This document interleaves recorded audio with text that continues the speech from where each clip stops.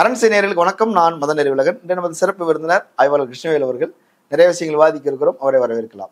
வணக்கம். வணக்கம். பாட்டாளி மக்கள் கட்சியில தொடர்ந்து ஒரு உள்கட்சி பிரச்சனை, மோதல்கள் அப்படின்றது இருந்துகிட்டே இருக்குது. அன்றாடம் அது வெளியவும் வந்துகிட்டு இருக்குது. ரொம்ப வெளிப்படையா ஓப்பனா ராமதாஸுடைய செயல்பாடுகளும் சரி, அன்புமணியோட செயல்பாடுகளும் சரி. இன்னைக்கு ஜி.கே. மணி பேசுறாரு, என்ன போய் துரோகின்னு சொல்றாங்க, நான் துரோகியா அப்படின்னு அவர் ஃபீல் பண்ணி இன்னைக்கு பத்திரிகையாளர் சந்திப்பு நடத்துறாரு. வருத்தமா தான் இருக்குது. நேற்று ராத்திரி வரைக்கும் நான் ஐயா ராமதாஸ்கிட்டையும் பேசினேன், சின்னையா அன்புமணிகிட்டையும் பேசினேன். அப்படிலாம் ரொம்ப ஆதங்கத்தோட பேசிட்டு இருக்கிறாரு.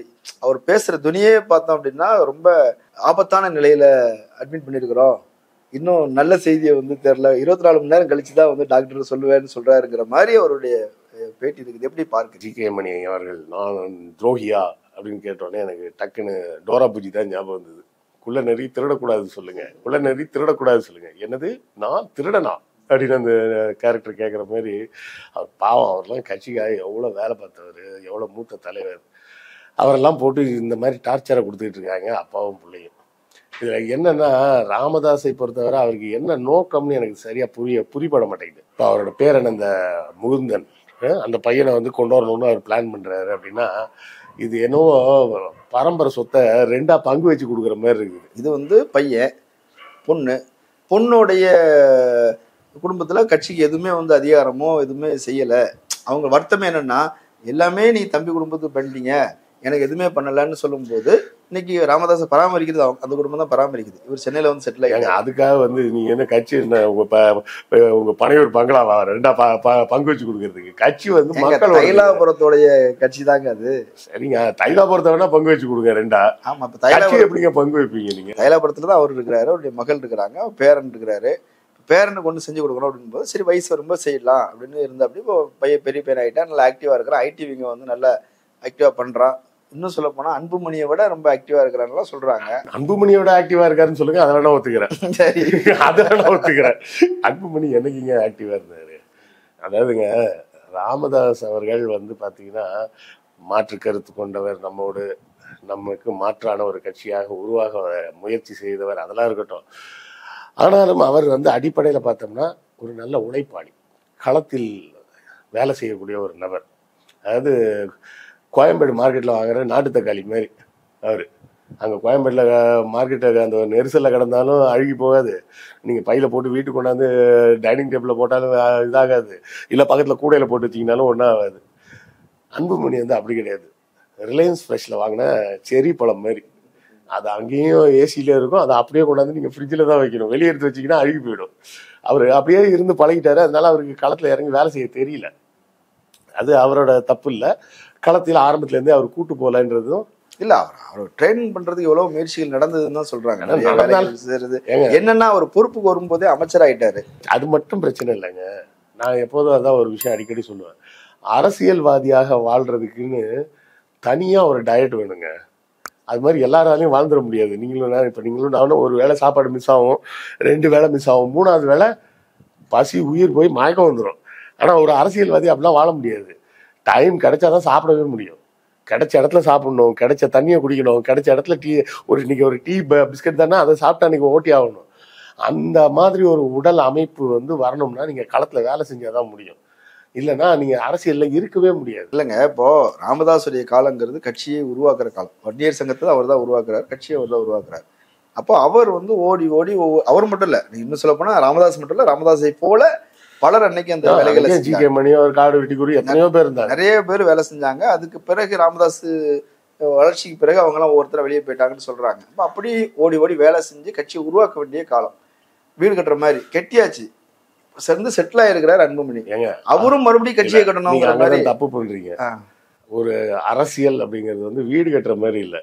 இவர் கட்டி வச்சாரு, அவர் செட்டில் ஆனாருன்றதுக்கு. அது போர். நீங்க சண்டை பண்ணிக்கிட்டே இருக்கணும். சண்டை செஞ்சுக்கிட்டே இருந்தாதான் நீங்க அந்த இடத்துலயே இருக்க முடியும். இல்லைன்னா நீங்க அடுத்த நிமிஷம் கீழே இறங்கி. இப்போ ஒன்றும் இல்லைங்க, நீங்க முகலாய சாம்ராஜ்யம் எடுத்துங்க.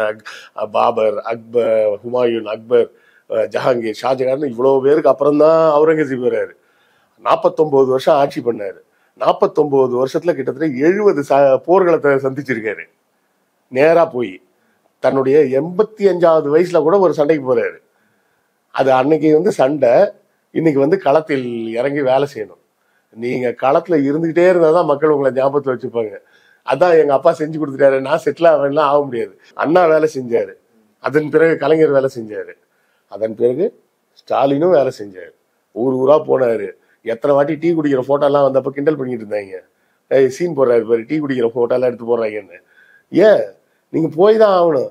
அதுக்கப்புறம் இப்ப உதயநிதியும் போயிட்டு தானே இருக்காரு. எங்க தாத்தா கட்டி வச்சது, நான் செட்டில் ஆயிடுறேன் அப்படின்னு செட்டில் ஆக முடியுமா? செட்டில்லாம் ஆக முடியாது. அரசியல்ன்றது வந்து ஓட்டாங்க, நீங்க ஓடிக்கிட்டே இருக்கணும். அவர் என்ன சொல்றாரு, நான் வந்து அமைச்சரா இருந்தேன், இருந்தபோது இந்த அமைச்சரா இருந்து என்ன செஞ்சீங்க? நான் தான் 108 ஆம்புலன்ஸை கொண்டு வந்தேன், நான் தான் அது பண்ண இது பண்ணேன்னு சில சொல்றாரு. ஸோ இதுக்காக எனக்கு ஓட்டு போடுங்க, ஐயா தான் வந்து உங்களுக்கு இடஒதுக்கீடு வாங்கி கொடுத்தாரு, அதுக்காக ஓட்டு போடுங்க, 10% வாங்க போறோம், அதுக்காக ஓட்டு போடுங்கன்னு சொல்றோம். சோசியல் மீடியா கையில இருக்குது, எல்லார் வீட்டுக்கும் அது போய் சேர்ந்துருது, போன்லேயே எல்லாமே போய் சேர்ந்துருது. இதுக்கப்புறம் மறுபடியும் எதுக்கு கூட்டம் போடணும் அப்படின்னு நினைக்கலாம். கூட்டம் போடுறது இல்லைங்க, அது பேர் மக்களை சந்திப்பது. அதுக்கு பேர் கூட்டம் போடுறது இல்லை, மக்களை சந்திப்பது. மக்கள் வந்து நீங்க வந்து மக்களுக்கு ரீச் ஆகக்கூடிய ஆளா இருக்கணும். மறுபடியும் அவுரங்கசீப் உதாரணமே சொல்றேன். அவர் காலத்துலதான் இவங்க ஆசைப்படுற இந்த பாஜக ஆசைப்படுற அந்த அகண்ட பாரதம் இருந்தது. ஆப்கானிஸ்தான்ல தொடங்கி பர்மா வர, காஷ்மீர்ல இருந்து கன்னியாகுமரி வர, நீ எல்லா அந்த ஒரிஜினல் அகண்ட பாரதம் அவருக்கு தான் இருந்தது. ஆனா தலைநகர்ல இருந்தா டெய்லி காலையில வெளியே வந்து நின்று மக்களை பார்த்து பேசிட்டு தான் போவாராம். டெய்லி நீங்க மக்களை சந்திச்சுதான் ஆகணும். நீங்க ஒரு மக்களுக்கான அரசியலை செய்யக்கூடியவன் அரசனாக இருந்தாலும் சரி, இன்றைய தேதியில் அரசியல்வாதியாக இருந்தாலும் சரி, நீங்க மக்களை தினசரி சந்திக்கணும். நீங்க என்னைக்கு மக்களை சந்திக்கிறத ஒதுக்க ஆரம்பிக்கிறீங்களோ அப்ப மக்கள் உங்களை விட்டு ஒதுங்கி போயிடுவாங்க. இல்லை பேச்சு எங்க வீட்டுல வந்து குழந்தைங்கள்ட்ட நம்ம தொடர்ந்து பேசிட்டே இருந்தோம்னா குழந்தைங்க நம்ம வந்த உடனே போய் நம்மகிட்ட வந்து பேசுவாங்க. நீங்க 4 நாள் ஆபீஸ்ல இருந்து வீட்டுக்கு போன உடனே அப்புறம் பேசுறேன் அப்படின்ட்டு உள்ள போயிட்டீங்கன்னா 5வது நாள் அந்த பிள்ளை உங்ககிட்ட வராது, அது ஒதுங்க ஆரம்பிச்சிடும். ஒரு அரசியல்வாதின்றது மக்களுக்கு தகப்பன் போல. நீங்க வந்து ஒரு அப்பா மாதிரி தொடர்ச்சியாக அந்த மக்களோடு தொடர்புலயே இருந்துகிட்டு இருக்கணும், அவங்க கூட உரையாடிக்கிட்டே இருக்கணும். நான் தான் செஞ்சுட்டேனே, அதை செஞ்சுட்டேனே, செஞ்சு என்னைக்குமே முடியாதுங்க. இல்லைங்க, இப்ப என்ன கேள்வின்னா என்னன்னு போய் பேசுறது, டெய்லி நல்லா இருக்கீங்களான்னு போய் கேளுங்க, உங்களுக்கு என்ன பிரச்சனைன்னு கேளுங்க. இந்த திமுக ஆட்சி இப்படிலாம் பண்றாங்களே, உங்களுக்கு அதனால என்ன பிரச்சனை சொல்லுங்க, அரசுக்கு எதிராக நம்ம குரல் கொடுக்குறேன் நானு அப்படின்னு போய் கேளுங்க. மக்கள்கிட்ட போய் கேட்டா தானே சொல்லுவாங்க என்ன பிரச்சனை. இல்லைங்க, அது மாவட்ட செயலாளர் இருக்கிறாங்க, மாவட்ட தலைவர் இருக்கிற நிர்வாகிகள் இருக்கிறாங்க, அவங்க அன்றாடம் அவங்க போறாங்க, சந்திக்கிறாங்க, நல்லது கெட்டது போறாங்க. அந்த மாவட்ட நிர்வாகிகள்கிட்ட மக்கள் என்ன கேட்பாங்க? நான் எத்தனை வாட்டி உன்ட்ட சொன்னேன், இதுவரை ஏதாவது செஞ்சியா அப்படின்னு தானே கேட்பாங்க. அந்த மாவட்ட நிர்வாகிக்கு மேல எப்ப மக்களுக்கு நம்பிக்கை வரும்? அந்த மாவட்ட நிர்வாகியை கூட்டிக்கிட்டு இவர் போய் சந்திச்சா தானே நம்பிக்கை வரும். இல்ல, அவங்க கட்சியில பொறுத்த வரைக்கும் வன்னியர்கள் விசுவாசமா இருக்கிறாங்க. இல்லைங்க, ஒண்ணு இல்லைங்க, ரொம்ப சிம்பிளா வச்சுங்க. புயல் வெள்ளம் ஏதோ ஒண்ணு வந்தா எம்எல்ஏ எம்பிகள் எல்லாரும் தொகுதிக்கு போறாங்களே, ஏன் போறாங்க? அவங்களா போய் மம்பட்டி வச்சு வெட்ட போறாங்க? அவங்க அதிகாரத்துல இருக்கிறாங்க, அவங்க போய் வேலை செய்யறாங்க. அந்த நேரங்கள்ல இவர் என்ன சொல்றாரு, எல்லாரும் ஓய்வு ரெஸ்ட் எடுங்க, வெளியே போகாதீங்கன்னு இவர் சொல்ல. நான் சொல்ல வந்து அதை சொல்லலைங்க. எதுக்கு அவங்க போறாங்க? அவங்க போய் தண்ணிய மம்பட்டி வச்சு வெட்டி திருப்பி விட போறாங்களா? அவங்க வந்து நின்னா அங்க இருக்க அதிகாரி அதுக்கப்புறம் அவருக்கு முன்னாடி ஓடி வந்து நிற்பான். தொகுதியோட எம்எல்ஏ வந்திருக்காருன்னு சொன்னா அந்த ஏரியா கலெக்டர் வந்து நிற்பாரு. கலெக்டர் வந்து நிக்கிறாருன்னா ஆர்டிஓல இருந்து தாசில்தார்ல இருந்து எல்லாரும் அங்க வந்து நிற்பாங்க. அப்போ எல்லாரும் வேலை செய்யறவங்கலாம் வந்து வேலை செய்வான். யாரும் வரலன்னா என்னப்பா போய் பாத்தியா, ஆள் அனுப்பியிருக்கேன் சார் அப்படிமா. அவனுக்கு ஃபோன் பண்ணி கேட்டா இல்ல லாரிக்கு டீசல் போட்டுக்கிட்டு இருக்கேன் சார்மா, வேலை நடக்காது.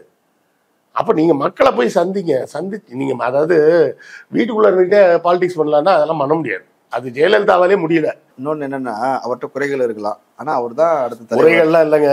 கட்சி தலைமை அப்படின்ற பதவி வந்து அபிஷியலா அவர் கையில இருக்கு. தேர்தல் கமிஷனை பொறுத்தவரை பாமகவை நிறுவனர் வந்து ராமதாஸா இருக்கலாம். இன்னைக்கு அபிஷியல் டாக்குமெண்ட் படி தேர்தல் கமிஷனை பொறுத்தவரை தலைவர் தான் அன்புமணி தான் தலைவர். இப்ப அவரையும் அவர் பின்னாடி தான் இருக்குது. நீங்க இப்போ ராமதாஸ் கூட்டம் கூட்டும் போது கூட பெரிய அளவுல ராமதாஸை பார்க்க போல, அது எம்எல்ஏக்கள் கூட 3 எம்எல்ஏக்கள் வந்து போகல, எல்லாரும் அன்புமணி கூட தான் இருக்கிறாங்க, கட்சி அவர் கண்ட்ரோல தான் இருக்குது அப்படின்னும் போது, ஆனா அவருக்கு ஒரு அதிருப்தி இருக்குது, இவன் வந்து நல்லபடியா கொண்டு போக மாட்டான், கொண்டு போக தெரியல, கூட்டணி கூட அவங்க கட்சியில இருக்கவங்களுக்கு அதே நினைப்பு தான். இல்ல, கூட்டணி கூட சரியா அமைக்கல. இப்ப இவர் வந்து என்னன்னா திமுகவோட பேச்சுவார்த்தை நடத்துறாரு, அதிமுகவோட பேச்சுவார்த்தை நடத்துறாரு, அதுதான் உருப்படியா இருக்கும் அப்படின்னு நினைக்கிறாரு. இவங்க வந்து பிஜேபியோட கொண்டு போய் கிட்டத்தட்ட அதை வந்து அவங்க வீட்டுல போய் கட்டி விட்டு வந்த மாதிரி, மாட்டை கொண்டு போய் தொழுவத்துல கட்டி விட்டு வந்த மாதிரி அன்புமணியை கட்டி விட்டு வந்துட்டாங்கிற மாதிரி அவங்க விமர்சனங்கள். ராமதாஸ் அவர் பாட்டுக்கு அவர் சௌரியத்துக்கு சொல்லுவாரு, அதிமுக கூட கூட்டணி வைக்கலாம், திமுக கூட கூட்டணி வைக்கலான்னு. கேஸ் வந்தா ஜெயிலுக்கு போறது நாங்க தானே, நீங்களா போவீங்க? இல்ல, அவரு கொஞ்சம் ரிஸ்க் எடுப்போம். இப்ப நீங்க செந்தில் பாலாஜி போல எல்லாம் ரிஸ்க் எடுங்க, ராமதாஸ் ரிஸ்க் எடுங்க. ராமதாஸ் ரிஸ்க் எடுத்து அன்புமணி ஜெயிலுக்கு போவாரா? ஏன் ஊழல் பண்ணது அன்புமணி தானுங்க. ஆமா அதான் கேட்குறேன். அவரு கூட்டணி மாத்தி வச்சுட்டாருன்னா முதலாளி பழைய கேஸ் கட்டெல்லாம் எடுத்தாருன்னா அன்புமணி தானே உள்ள போகணும். இல்ல அதுக்காக ஒரு கட்சியவே வளர விடாமலே வச்சுட்டு இருக்கிறது ஆக்டிவா ஒன்றும் இல்லைங்க. இப்போ திமுக கூட கூட்டணி போனாங்க அப்படின்னா அவங்களுக்கு வந்து நம்பர்ஸ்ல வந்து கூடும், எண்ணிக்கை கூட, அதை வச்சு அடுத்த முறை இவங்க இப்படித்தான் அவர் இருந்தாங்க. ஒரு முறை இங்க போவாரு, அடுத்த முறை இங்க போவாரு. புரியாத விஷயம் என்னன்னா ஜெயிலுக்கு போனா நல்லது அப்படின்னு தெரியல அவருக்கு. ரொம்ப சிம்பிளான விஷயம். அது வந்து ராமதாஸுக்கு தெரியும். சொந்த பிள்ளையவே ஜெயிலுக்கு அனுப்புவாங்களா அப்படின்னு சில பேர் கேட்குறாங்க. ராமதாஸுக்கு தெரியும் அன்புமணி மேல கைய வச்சாங்கன்னா கட்சிக்கு இன்னும் கொஞ்சம் பேர் கிடைக்கும், வரவேற்பு கிடைக்கும்ன்றது மருத்துவருக்கு தெரியும். அவருக்கு பெரியவர், அவருக்கு தெரியும். அவர் 2013 போயிட்டு வந்தாரு. அவருக்கு தெரியும் ஜெயிலுக்கு போயிட்டு வந்தோம்னா நமக்கு வெயிட் ஜாஸ்தி அப்படின்னு. அது இன்னைக்கு சீமானு கூட தெரியும். அதனால தானே கத்திட்டு இருக்காரு, முடிஞ்சா என்ன அரெஸ்ட் பண்ணிப்பாரு, முடிஞ்சா என்ன அரெஸ்ட் பண்ணிப்பாரு. யாரும் அரெஸ்ட் பண்ண முடியாது போ அப்படின்னு விட்டாங்க. அன்புமணி என்ன பயப்படுறாரு, இது எடப்பாடியாருக்கே தெரிஞ்சதுங்க. போன வாட்டி அதனாலதான் கடைசி நேரத்துல நாங்க பாஜக கூட இல்லை அப்படின்ட்டாரு. என்ன ரைடு விடுவியா, விட்டா பத்தியா எங்க மேலேயே வீடான பழிய போடுறாங்க. அரசியலை பொறுத்தவரை எதிர்கட்சிக்காரனா அரெஸ்ட் பண்ண மாட்டாங்க. அரெஸ்ட் பண்றாங்கன்னாலே அது அந்த அரெஸ்ட் பண்ற ஆளுங்கட்சிக்கு தான் தலைவலி. ஏன்னா இவனை வளர்த்து விடுறதுக்கு உண்டான வேலையா போயிடும் அப்படின்றது அவங்களுக்கு தெரியும். கலைஞர் ஜெயலலிதா அரெஸ்ட் பண்ணாரு, அடுத்த எலெக்ஷன்ல ஜெயலலிதா ஜெயிச்சாங்க. அவங்க வரும்போது கைது பண்ணாங்க, அடுத்த எலெக்ஷன் அவ்வளவுதான். டிஎம்கே 40 சீட் ஜெயிச்சுட்டு வந்தது. எப்போதுமே ஒரு அரசியல் தலைவர் மேல கை வச்சிட்டாங்கன்னா கை வச்சவன் செத்தான்னு அர்த்தம். அவன் அந்த கை வைக்கப்பட்டவர் மீது குற்றம் இருக்கா இல்லையான்றதெல்லாம் அடுத்த கேள்வி. ஒரு நீதிமன்றத்துல நேரா சொல்றாங்க, நீங்க குற்றம் செய்தவர் A1 அக்யூஸ்டு, நீங்க இவ்வளவு காசு திருடி தான் சேர்த்திருக்கீங்கன்னு ஜெயலலிதா மேல நேரா தீர்ப்பு சொல்றாங்க. தொண்டர்கள் என்ன சொன்னாங்க, காவிரியை வச்சுக்கோ, அம்மாவை திருப்பி கொடுன்னாங்க. ரொம்ப சிம்பிளான லாஜிக். இது அன்புமணிக்கு தெரியல, ராமதாஸுக்கு தெரியுது. ஸோ இப்படி செஞ்சாது கட்சியை வளர்த்தரலான்னு பாக்குறாரு. அப்படியே உள்ள போனா உடனே விட்டுருவாங்கன்னு யாருக்கு தெரியும்? பிஜேபியை பொறுத்த வரைக்கும் தெரியும். 1 வருஷம் 1.5 வருஷம் வரைக்கும் உள்ள வச்சு நொங்கு கொடுத்துட்டு இருப்பாங்க. அது எவ்வளவு நாளைக்கு உள்ள இருக்குமோ அவ்வளவு சுட்டால் பொன் சிவக்கும். சரியா? தங்கத்தை சும்மா வச்சிருந்தோம்னா அது அழுக்கு பிடிச்ச மாதிரி தான் இருக்கும். நெருப்புல போட்டு புடம் போட்டாதான் அது பளபளப்பாகும். ஜெயிலுக்கு போயிட்டு வந்தாதான் அரசியல்வாதிக்கு அழகு. நீங்க உள்ளத்தெல்லாம் விட மாட்டீங்க போல இருக்க. ஏங்க காந்தியார் ஜெயிலுக்கு போலியா, நேரு ஜெயிலுக்கு போலியா, பெரியார் ஜெயிலுக்கு போலியா, அண்ணா போகலையா, கலைஞர் போகலையா, யார் தான் போகல? அப்படி போனவங்க தான் பெரிய தலைவரா வந்தாங்க. ஏன் மருத்துவரையாவே ஜெயிலுக்கு போயிருக்காரு, அவரு பெரிய தலைவரா வந்தாரு. அன்புமணி நம்ம ஏசி ரூம்லயே இருந்து அரசியல் பண்ணிக்கலாம்னு பாக்குறாரு. ஏன் வைகோ கூட தான் போயிட்டு வந்தாரு, யார் தான் போகல? அரசியல்வாதிகளை பொறுத்தவரை அதுக்கு கலைஞர் தான் அழகா சொல்லுவாரு, சிறைச்சாலை என்பது என்னை பூட்ட நினைக்கும், ஏதோ ஒரு இது மாதிரி ஒண்ணு சொல்லுவாரு, துணிந்தவனுக்கு தூக்கு மேடை பஞ்சு மெத்தை அப்படின்னு. அரசியல்ல அதுதான் மேட்ரு. உனக்கு தைரியம் இல்லைன்னா நீ அரசியலுக்கே வர முடியாது. ஐயோ அங்க போயிட்டோம்னா நான் என்ன பண்றது அப்படின்னு நினைச்ச போறதுக்கு முன்னாடியே பயந்துட்டு உட்கார்ந்துருந்தா என்ன பண்ண முடியும்? எடப்பாடியார் தெளிவா இருக்காருலங்க. தேர்தல் நெருக்கத்துல கூட்டணி கிடையாதுன்றாரு. ரைடு விடுவியா, விடு, நான் சொல்லிக்கிறேன். அதே போய் நான் கூட்டணிக்கு வரலன்றதுனால தான் ரைடு விடுறாங்க பாரு அப்படின்னு நானே சொல்லிக்கிறேன் அப்படின்றாரு. இது வந்து என்ன சொல்றது, அரசியலில் ஒரு அரிச்சுவடி பாடம். சரி ரைட்டு, இவ்வளவு எல்லாம் சொல்றீங்க இல்லையா? ராமதாஸ் வந்து பரவாயில்ல, உள்ள போனாலும் பரவாயில்ல, கூட்டணி மாறிடலாம், திமுகவுக்கு போயிடலாம் அப்படின்னு சொல்றாங்க. ஆனா திமுக ரெஸ்பாண்ட் பண்ணவே இல்லையே. ஸ்டாலின் வந்து கூப்பிடவே மாட்டேன்றாரு. அதுக்கு ரீசன் வந்து பாமக கணக்கு முடிஞ்சு சோழி முடிஞ்சு அப்படின்னு தான் சொல்லணும். கணக்கு முடிச்சுன்னு சொல்றது வந்து ஓல்டு ஸ்டைல். இப்போ உள்ள ஸ்டைல்ல சோழி முடிஞ்சு அப்படின்னு சொல்லலாம். என்னங்க சொல்றீங்க? அப்ப அவங்களுக்கு வந்து வன்னியர்கள் மக்கள் வந்து நீங்க மாநாட்டு, அது என்ன பிரச்சனைனாங்க, வன்னியர் ஓட்டு அந்நியருக்கு இல்லைன்னு என்னைக்கு ராமதாஸ் அறிவிச்சாரோ அன்னைக்கே சொல்லிட்டாங்க மத்தவங்க எல்லாம் சேர்ந்து, அந்நியர் ஓட்டு வன்னியருக்கு இல்லைன்ட்டாங்க. நீங்க அரசியல் வந்து ஒரு கட்சிக்கு எல்லாம் பண்ண முடியாதுங்க. கட்சிக்கு வந்து ஜாதி சங்கம் தான் வச்சு நடத்தலாம். அரசியல் பண்ணணும்னா நீங்க மக்களுக்கு தான் அரசியல் பண்ணணும். தமிழக மக்கள்னு நீங்க பேசுனீங்கன்னா தான் உங்களுக்கு என்ன சொல்றீங்கன்னு கேட்பாங்க. நான் வன்னியர்களுக்கு சொல்றேன் அப்படின்னு சொன்னா, சரி நீங்க அங்க சொல்லுங்க, நாங்க போறோம்னு இவங்க எல்லாம் போயிடுவாங்க. ஓ நம்மள சொல்லல போல, அவங்க வேற யாருக்கோ சொல்லிட்டு இருக்காருப்பா அப்படின்ட்டு போயிடுவாங்க. அதுதானே அரசியல். நீங்க மக்களுக்கான அரசியலை பேசணும். நீங்க வன்னியர்களுக்கான அரசியலை பேசுவோம் அப்படின்னா வன்னியர்கள் எவ்வளவு பர்சன்டேஜ் இருக்காங்களோ அந்த பர்சன்டேஜ் ஓட்டுக்கு தான் உங்களுக்கு வரும். அந்த ஓட்டும் வராது. அவ்வளவு வரலையே. ஏன் வராதுன்னா திமுகவுலயும் ஒரு வன்னியர் நிப்பாட்டி வைப்பாங்க, அதிமுகலையும் ஒரு வன்னியர் நிப்பாட்டி வைப்பாங்க. அப்புறம் 3 வன்னியருக்கு பிரிச்சுதான் ஓட்டு போடணும். அதுல நிறைய பேர் என்ன யோசிப்பாங்க, ஜெயிக்க போற கட்சிக்கு போட்டு. அதான் நம்ம ஊர்ல அப்படி ஒரு சிந்தனை வேற இருக்கு. எப்படியும் அவர் தான் ஜெயிக்க போறாரு, அதனால அவருக்கே போட்டுருவோம். அப்படி போட்டதுனால நமக்கு என்னவோ லாபம் மாதிரி, ஸ்டாக் மார்க்கெட்ல மேல போற ஸ்டாக்ல பணம் கட்டுற மாதிரி ஜெயிக்கிற கட்சிக்கு ஓட்டு போடுறன்ற மாதிரி ஒரு மனநிலை ஒண்ணு இருக்கா. ஆக உங்களுடைய நம்ம வடிவேல் சொன்ன மாதிரிதான், நாம் கற்றுக்கொண்ட ராஜதந்திரங்கள் எல்லாமே பொய்யாக விட்டதோ. திரும்ப இருக்கிறதுனால பாமக உள்ள கூப்பிட முடியல. திரும்ப சொல்லிடுறாரு, ஸ்ட்ராங்கா சொல்லிடுறாரு, பாமகவும் பிஜேபி இருக்கிற கூட்டணியில நான் இருக்க மாட்டேன்னு சொல்றாரு. அதுக்காகத்தான் அவர் வந்து தயங்குறாரு. அவர் வெளியே போயிட்டாருன்னா இவங்களை உள்ள கூட்டுவாங்க அப்படிலாம் வந்து ஒரு பேச்சு இருக்குது. இந்தியா கூட்டணி அப்படின்னு சொல்றதை விட தமிழ்நாட்டில் திமுக கூட்டணி தான் அது. திமுக கூட்டணியை பொறுத்தவரை திமுக, காங்கிரஸ், கம்யூனிஸ்ட், மதிமுக, முக்கியமாக விசிக, இவங்க எல்லாம் ஒரே பேக்காக கரெக்டாக பர்ஃபெக்டாக போயிட்டு இருக்காங்க. இந்த கணக்கை உடைக்க முடியலைன்னா, இந்த கணக்கை உடைச்சா மட்டும்தான் வேற யாராவது ஜெயிக்கிறதுக்கே வாய்ப்பு இருக்கு அப்படிங்கிறது தான் இன்னைக்கு சூழல். அப்ப இதுல வந்து உடனடியாக ஒரு பெரிய சீட்டை உருவணும் அப்படின்னா காங்கிரஸை வெளியெடுத்து ஒன்றும் பிரயோஜனம் கிடையாது. கம்யூனிஸ்ட் அவங்க கொள்கைகளுக்காக மட்டும்தான், அவங்க கம்யூனிசம்ன்ற ஒரு கொள்கை இருக்கு, அந்த கொள்கை காலாவதி ஆயிடுச்சுன்ற மாதிரி ஆயிடக்கூடாதுன்றதுக்காக தான் கம்யூனிஸ்ட் கூடவே வச்சுட்டு இருக்காங்க. மதிமுக ஏற்கனவே அவரும் திராவிடம் பேசக்கூடியவர், அதே திராவிடம் பேசக்கூடியவர் தான் விசிக. ஆனா விசிக மட்டும்தான் திராவிடம்ன்ற பேர் இல்லாம பேசுறாருன்றதுனால அவர் விடுதலை சிறுத்தைகள்ன்ற பேர்ல அவர் பெரியாரை பத்தி பேசுறாரு. அதனால அவரை வெளியே தள்ளிடலாம், அவரை பிராண்ட் பண்றது ஈஸி. இப்ப நீங்க வைகோவை போய் என்னன்னு சொல்லி பிராண்ட் பண்ணுவீங்க? எதுவும் சொல்லி பிராண்ட் பண்ண முடியாது. காங்கிரஸை வேற எந்த அடையாளத்திலையும் நீங்க பிராண்ட் பண்ண முடியாது. கம்யூனிஸ்டையும் அந்த மாதிரி பண்ண முடியாது. திருமாவை மட்டும் அவர் பிறந்த சாதியை சொல்லி பிராண்ட் பண்ணிடலாமான்னு ட்ரை பண்றாங்க. அவர் தலித்துக்கான அரசியல் பேசுறாரு, அதனால அவரை வெளியேடுங்க.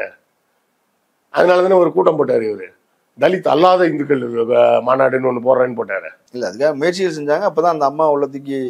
ஆமா. ஸோ அவரோட நோக்கம் வந்து திருமாவை தனிமைப்படுத்தணும் அப்படிங்கிற விஷயத்துலதான் அவர், அந்த திருமாவை தனிமைப்படுத்தினாதான் நான் உள்ள வர முடியும் அப்படின்னு அவர் பாக்குறாரு. அந்த விஷயத்துல திமுக கூட்டணியில தெளிவா இருக்கிறாங்க. அப்படி இருக்கும்போது பாமகவை யாரும் சீண்ட போறதில்லை. போன எலெக்ஷன்லயே என்ன நடந்ததுங்க, அதிமுகவும் தனியா தான் நின்றாங்க. ஆனா அதிமுக கூட சேர்த்துக்கல இவங்க, ஏன்னா அந்த சீசன் முடிஞ்சு போச்சு. பேச்சுவார்த்தை நடந்துகிட்டு இருந்தது. இந்த பக்கம் அன்புமணி பிஜேபியோட பேசிக்கிட்டு இருந்தாரு, அந்த பக்கம் ராமதாஸ் ஏடிஎம்கேயோட பேசிக்கிட்டு இருந்தாரு. ஆனா கடைசி நேரத்துல அன்புமணி வீட்டுக்கு அண்ணாமலை போனாரு, மறுநாள் கூட்டணி அறிவிச்சிட்டாங்க. ஸோ பிஜேபி எதையோ சொல்லி அன்புமணியா வந்து பிஜேபி தூக்கிட்டு போயிடுச்சு. அதான் சொன்ன கேஸ், வேற என்ன கேஸ் தான். எங்க கூட்டணி தான் பெரிய கட்சி வந்து கூப்பிடணும், நீங்க வாங்க அப்படின்னு. இல்ல ஏடிஎம்கே தான் கூப்பிட்டு தானே இருந்தது. ஏடிஎம்கே எல்லாம் கூப்பிடலாம் இல்லைங்க, இவங்கெல்லாம் சொல்லிக்கிட்டாங்க எங்களை கூப்பிடுறாங்க, எங்களை மானாமதுரையில கேட்டாங்க, மன்னார்குடியில கேட்டாங்க. ஏடிஎம்கேயும் ஒரு மெகா கூட்டணி அமைக்கிறது முயற்சிகள் செஞ்சது, பல கட்சிகளையும் கூட்டு பார்த்தது. ஆனா பிஜேபி தான் விடல, எல்லா கட்சியும் தன் கட்டுப்பாட்டுல வச்சுக்கிட்டு தேமுதிக மட்டும் தான் தெரிச்சு போச்சு, அங்க போய் சேர்ந்தது. மீதி யாரையும் அவங்க விடல. இல்ல தேமுதிகவும் அங்க போய் கூட மட்டும் என்ன கிழிச்சாங்க, அங்க வந்து எல்லாமே முடிஞ்சு போச்சு. இல்ல விஜயகாந்த் இறந்துட்டாரு, அவர் மேல ஒரு அனுதாபம் இருந்தது. நிறைய பேர் சுதந்திர போராட்ட தியாகி பார்க்க வந்தாங்க, சுதந்திர போராட்ட தியாகி. டெய்லி அன்னதானம் போடுறோம். அவரை பத்தி ஒருத்தரோட மரணத்தை நான் கொச்சப்படுத்த விரும்பல.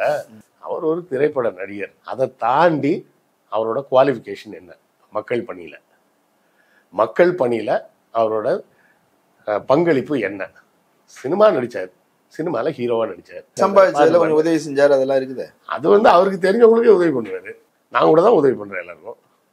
மதியானம் கூட தம்பிக்கு சாப்பாடு வாங்கி கொடுத்தேன், முந்தா நாள் கூட 3 பேருக்கு சாப்பாடு வாங்கி கொடுத்தேன். என்கிட்ட எவ்வளவு இருக்கோ அதுக்கு தான் நான் வாங்கி கொடுக்க முடியும். அவர்கிட்ட கொஞ்சம் நிறைய இருந்தது, அவர் டெய்லி 10 பேருக்கு வாங்கி கொடுத்துருப்பாரு. இதெல்லாம் ஒரு அரசியலுக்கு வர்றதுக்கு உண்டான தகுதி அப்படின்னு சொல்ல முடியாது. அரசியலுக்கு வரணும்னா நீங்க பொது பிரச்சனைக்காக என்ன குரல் கொடுத்தீங்க, அதுக்காக என்ன முன்னெடுப்புகளை எடுத்தீங்க, மக்கள் மத்தியில விழிப்புணர்வு வர்றதுக்காக ஏதாவது செஞ்சீங்களா? இதெல்லாம் ஏதாவது செஞ்சிருந்தா ஓகே, இதெல்லாம் பண்ணியிருக்காருப்பா. இல்ல துணிச்சலா கலைஞர் விமர்சனம் பண்ணாரு அப்படிலாம் சொல்றாங்க. துணிச்சலா பேசுறதுக்கு இதெல்லாம் பேர் வந்து அரசியல் ஆளுமையா, திறமையா? அதே ஜெயலலிதா அம்மையார் தான் கேட்டாங்கல்ல, உனக்கு திராணி இருக்கா அப்படின்னு கேட்டாங்க. உடனே இவங்க பேனர் அடிச்சு விட்டாங்க, திராணியாரே அப்படின்லாம் பேனர்லாம் வச்சாங்க. இதெல்லாம் வந்து என்ன சொல்றது, அந்தந்த அதுவாது அந்த நபர் இருக்கும் வர வேணா அது செல்லும். அந்த நபர் இல்லைன்னா அதுக்கப்புறம் அது செல்லாது. ஏன்னா அவர் இருக்கும்போதே டவுன் ஆயிருச்சு. இருக்கும்போதே அந்த மக்கள் நல கூட்டணின்னு அவரை போட்டு ஏமாத்தி முதல் வேட்பாளர் அவரை போய் குழப்பி விட்டு. சரி, இப்போ அன்புமணி கிட்ட தான் கட்சி இருக்குது, லீகலாவும் சரி யதார்த்தமும் அமைப்பாவும் சரி. லீகலா இருப்பதால் அமைப்பு ரீதியா அவருக்கு கட்டுப்பட்டு தான் இருப்பாங்க. இப்ப ஒருத்தர் வந்து தைரியமா வந்து நான் கட்சியை உடைக்கிறேன்னு உடைச்சாதான் உண்டு. இல்ல இப்போ ராமதாஸ் ஒரு நிர்வாகி போறாரு, ஒரு மாவட்டத்திலேயே அதுலயே ஒரு நிர்வாகி போறாரு, 4 மாசம் 5 மாசத்துக்குள்ள சரி அவரை தூக்கிட்டு அன்புமணி வேற ஒருத்தர் போறாரு. இப்படி எல்லா வகையிலையும் அவர் முடிவு பண்றதுதான் இருக்கும்போது இப்ப ராமதாஸ் இப்ப என்ன பண்ணிட முடியும்னு இவர் கடந்து இவர் இப்படி பண்றாருன்னு தான் கட்சிக்காரங்க கேக்குறாங்க. ஆமா, ராமதாஸால ஒன்றும் பண்ண முடியாதுன்றதுதான் நிதர்சனமான உண்மை. இப்போ இபிஎஸ் ஓபிஎஸ் இருந்தாங்க, அப்ப வந்து எல்லாம் என்ன சொன்னாங்க, கட்சி ரெண்டா உடைய போகுது அப்படின்றப்ப நான் இவர் பின்னாடி போட்டுமா அவர் பின்னாடி போட்டுமாம்பாங்க. இங்க அப்பாவும் பிள்ளையும் சண்டை போட்டுட்டு இருக்காங்கன்றப்ப கட்சிக்காரன் என்ன பண்ணுவான்? யாரை நம்பி போறது? நாளைக்கு அப்பாவும் பிள்ளையும் ஒன்னா சேர்ந்துருவீங்க. நடுவில் உனக்காக தலையை கொடுத்தவன நீ கட்சி கட்டுப்பாட்டை மீறிட்டேன்னு வெளியே தூக்கி விட்டுருவாங்க. சரி, ஒன்றும் பிரச்சனை இல்லை, நம்ம தலைவர்னு சொல்றது யாரோ அவர் பின்னாடியே நின்றுட்டு போயிடுவோம் அப்படின்ட்டு கம்முன்னு இருக்காங்க. ராமதாஸ் நினைத்தா யாராவது மாவட்ட செயலரை மாற்ற முடியுமா? முடியாது. இல்ல இப்ப கூட யாரும் வராதவங்க மேல நடவடிக்கை கிடையாதுன்றாரு. இல்ல எடுத்துதான் பாருங்களேன், காமெடி பண்றீங்களே. இது எப்படி இருக்குன்னா, நான் தான் இந்த ஸ்கூலோட ஹெட் மாஸ்டர் சார், நீங்க ரிட்டையர் ஆகி 15 வருஷம் ஆயிடுச்சு சார், புது ஹெட் மாஸ்டர் அங்க இருக்காரு அப்படின்னு சொல்லி அந்த ஸ்கூல்ல இருக்க ஸ்டூடெண்ட் சொல்லுவாங்க. அந்த கதை தான் அங்க நடந்துகிட்டு இருக்கு. இப்போ பாமகன்ற ஸ்கூலுக்கு ஹெட் மாஸ்டர் அன்புமணி தான்.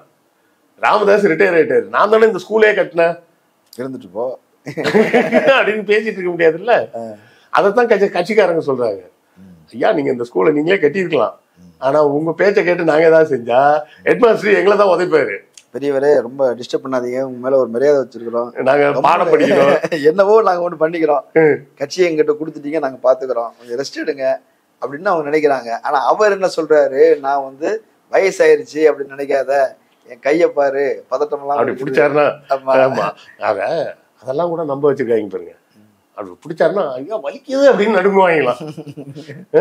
அந்த வீட்டுல இருக்க தாத்தா பேர பிள்ளைங்களாம் விளையாடும்ல, அது மாதிரி விளையாடி இருக்காங்க பசங்க. அதெல்லாம் உண்மைன்னு நம்ப வச்சிருக்காங்க அவரை. அதனாலதான் அவர் நம்பி இருக்காரு, நம்ம தான் கட்சி தலைவர் போல இன்னும் அப்படின்னு. நீங்க கட்சி தலைவர் இல்லைன்னு சொல்லி முடிவாகி பல வருஷம் ஆகி போச்சு. இதுக்கு மேல ஏதாவது மேலும் மேலும் அவர் செஞ்சாருன்னா அது அவருக்கு தான், அவரோட என்ன சொல்றது, அவர் இத்தனை ஆண்டு கால அரசியல் வாழ்க்கைக்கு கடைசி காலம் வந்து ஒரு கேலிக்குரிய காலமாக மாறிடும். ஒரு மரியாதைக்காக பார்த்துட்டு இருக்கிறார் அன்புமணி. அவர் டேமேஜ் பண்ணிடக்கூடாது, டிஸ்டர்ப் பண்ணிடக்கூடாதுன்னு பாக்குறாரு. அதனால அன்புமணி அதனாலதான் வராம இருந்துகிட்டாரு. அந்த ஒரு சங்க மீட்டிங்ல இதை வச்சு என்ன சொன்னாரு, பொதுக்குழு பனையூர்ல ஒரு ஆபீஸ் போட்டுருக்காங்களே அங்க வாங்க அப்படின்ட்டு அங்க அந்த மேடையில ரொம்ப தர்ம சங்கடத்துல மாட்டி முடிச்சது ஜிகே மணி தான் மாட்டிட்டு முடிச்சாரு. பாவம், அந்த மைக்கை இப்ப கீழே எடுத்து அங்க கொடுக்கறதா இங்க கொடுக்கறதான்ட்டு அவர் பாட்டு பாவம், அவர் நிலைமை. சோ ராமதாஸ் அவர்கள் வீட்டுக்குள்ள பேச வேண்டிய விஷயத்த வீட்டுக்குள்ள பேசணும். இல்ல வீட்டுல பேசினா கேட்க மாட்டேன்றாங்களே. அவன் அந்த முகுந்தன் பரசுராமன் பையனை வந்து இளைஞரணி தலைவராக போட்டுக்கிறாரு, அவர் ஒத்துக்க முடியாதுன்றாரு. அப்போ அவனால் ஆக்டிவா இருக்கிறான், ஃபியூச்சர்ல ஒரு பெரிய தலைவராக வரலாம். அவர் பையனுடைய அன்புமணி வந்து அவருடைய மகள்களுக்கு முக்கியத்துவம் கொடுக்குறாரு, மனைவிக்கு முக்கியத்துவம். என்ன தப்பு? ராமதாஸ் அவர் பையனை கொண்டு வரணும்னு நினைச்சாரு, அவரு பொண்ணு கொண்டு வரணும்னு நினைக்கிறாரு. அவங்க பொண்ணு நாளைக்கு அவங்க பையனை கொண்டு வரணும்னு நினைக்கலாம், இல்ல அவங்க பொண்ணையே கொண்டு வரலாம்னு நினைக்கலாம். அப்ப இன்னொரு குடும்பத்துக்கு எதுவுமே செய்யாம போயிட்டோமா அப்படின்ற ஒரு இது இருக்கும்ல. அப்ப குடும்ப அரசியல் பேசுறீங்களா நீங்க? வாரிசு அரசியலா இது? அவரு கட்சியுடைய ஓனருங்கிற வகையில ஒரு உரிமை கோர்றாரு. அப்ப மத்த கட்சியில பண்ணா அதுக்கு பேர் வாரிசு அரசியல், நீங்க பண்ணா வாரிசு அரசியல் இல்லையா? இல்லங்க, அது அன்புமணியே என்ன உங்க குடும்ப சொத்தா? அன்புமணியே அமைச்சராக இருக்கிற வரைக்கும் அவரும் அப்படி பேசினாரு, அப்புறம் பேசுறது இல்லைங்க அவரு, விட்டுட்டாரு. ஏன்னா நம்மளே அதான் பண்ணிட்டு இருக்கோம் அப்படின்னு சொல்லி அவரே விட்டாரு. இன்னைக்கு நிலைமையில யாருமே பேச முடியாது, வாரிசு அரசியலுக்கு எதிராக வெளியே வந்து வைக்கோ பேச முடியாது என்ன. ஆமா, அதனால யாருமே இன்னைக்கு பேசுறதுக்குரிய இது இல்ல, எலிஜிபிளா இல்லையா. ஏன்னா வாரிசு அரசியலால் ஒருவர் தற்கொலை பண்ணியே சாக வேண்டிய கட்டாயமாயிடுச்சு ஒரு கட்சியில. அதெல்லாம் வந்து வெளியே சொல்ல முடியாத அளவுக்கு உள்ள ஒரு சோகமான ஒரு செய்திகள்னு வைங்களேன். இன்னைக்கு தேதிக்கு வாரிசு அரசியல்னு பேசக்கூடிய எல்லாரும் எப்படியாவது அவங்க பிள்ளைய எம்எல்ஏ ஆக்கிடணும், எம்பி ஆக்கிடணும் அப்படின்னு தான் பாத்துக்கிட்டு இருக்கிறாங்க. வாஜ்பாய்க்கு வாரிசு இல்ல, ஆமா, எம்ஜிஆருக்கு வாரிசு இல்ல, ஜெயலலிதாவுக்கு வாரிசு இல்ல. இருந்திருந்தா என்ன நடந்திருக்கும், அவ்வளவுதான். அதான் நேரு இருந்தாரு, அப்புறம் இந்திரா வந்தாங்க, இந்திராவுக்கு அப்புறம் சஞ்சய் வந்தாரு, சஞ்சய்க்கு அப்புறம் ராஜீவ் வந்தார், ராஜீவுக்கு அப்புறம் அவங்க வராம ஒதுங்கி இருந்தாங்க. நம்ம மக்களே சொல்லிட்டாங்க, இல்ல எங்களுக்கு வேற வழியே இல்லை, ராகுலை கூட்டுவாங்க, பத்தாவுக்கு பிரியங்காவும் சேர்த்து கூட்டுவாங்க அப்படின்ட்டாங்க. ஏன்னா நமக்கு வந்து அப்படியே பழகுது. நம்ம மட்டும் இல்லைங்க, இது வந்து ஏன்னோ இங்கதான் அப்படின்னு நம்ம நினைச்சிட்டு இருக்கோம். அமெரிக்கால ஜார்ஜ் புஷ்னு முதல்ல ஒரு பிரசிடென்ட் இருந்தாரு, அப்புறம் ஜார்ஜ் புஷ் ஜூனியரும் அவர் பையனும் அடுத்தால வந்தாரு. மக்கள் அதுக்கு தான் செஞ்சாங்க. அதெல்லாம் மக்கள் வந்து இப்போ ஒரு 150 200 100 அமெரிக்கா வேணா ஒரு 200 வச்சுக்கலாம். ஒரு 200ல இருந்து 100 வருஷத்துக்குள்ளதான் நம்ம ஜனநாயகம்ன்ற ஆட்சி முறையவே பாக்குறோம். அதுக்கு முன்னாடிலாம் நம்ம பல தலைமுறைகளாக அரசர்களின் ஆட்சியிலேயே வாழ்ந்து பழகினதுதான். அதனால வாரிசுன்னு வந்தா உடனே ஆட்டோமேட்டிக்கா அவருக்குள்ள அதுக்குதான் முக்கியத்துவமே இருக்குது, அதுக்குதான் முக்கியத்துவமும் கொடுப்பாங்க. இந்த பக்கம் காமராஜர் இருந்தாரு, மொரார்ஜி தேசாய் இருந்தாரு, எல்லா பெரிய தலைவர்களும் இருந்தாங்க. ஆனா இந்திரா பின்னாடி தான் கட்சி இருந்தது. ஆமா ஆமா. அது ஒண்ணும் பண்ண முடியாது. அது இந்தியால மட்டும் இல்லைங்க, உலகம் முழுவதும் அதுதான் விஷயமே. ஸோ ஆட்டோமேட்டிக்காவே வந்து சரின்னு சொல்றதுக்கு இல்ல, சரி நெப்போட்டிசம் வந்து சரி தப்புன்னுலாம் நான் சொல்ல வரல. நெப்போட்டிசம் பை ஃபோர்ஸ் தான் இருக்கக்கூடாது. அது ஒரு யதார்த்தமா இருக்குது. அதான் வாரிசு அரசியலை வந்து திணிக்க தான் கூடாதே தவிர வாரிசுகள் அரசியலுக்கு வரக்கூடாதுன்னு சொல்றதும் தப்பு தான். ஆமா. ஏன்னா அவங்க பையன்ற ஒரு காரணத்துக்காகவே, அவங்களோட பொண்ணுன்ற காரணத்துக்காகவே அவங்கள அரசியலுக்கு வரக்கூடிய ஒரு ஆளுமையாக இருந்து அந்த காரணத்துக்காக அவங்கள வரக்கூடாதுன்னு சொல்றதும் தப்பு தான். சரியா? அரசியலுக்கு வருவதற்கு எல்லாருக்கும் உரிமை உண்டு, அதுல வாரிசுகளுக்கு முன்னுரிமை உண்டு.